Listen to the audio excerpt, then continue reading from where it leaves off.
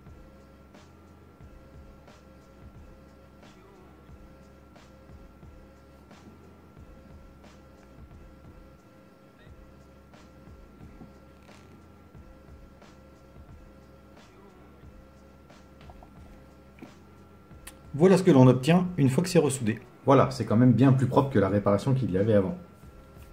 Donc maintenant, on va couper le petit reste de colle. Donc ça, c'est très simple, ça va se faire avec une lame de cutter. Et cette réparation est terminée. Voilà, petite vidéo sur la réparation d'un PCB de LED d'un Amiga 1200. Je vous remercie d'avoir regardé cette vidéo et encore une fois, je vous dis à très bientôt.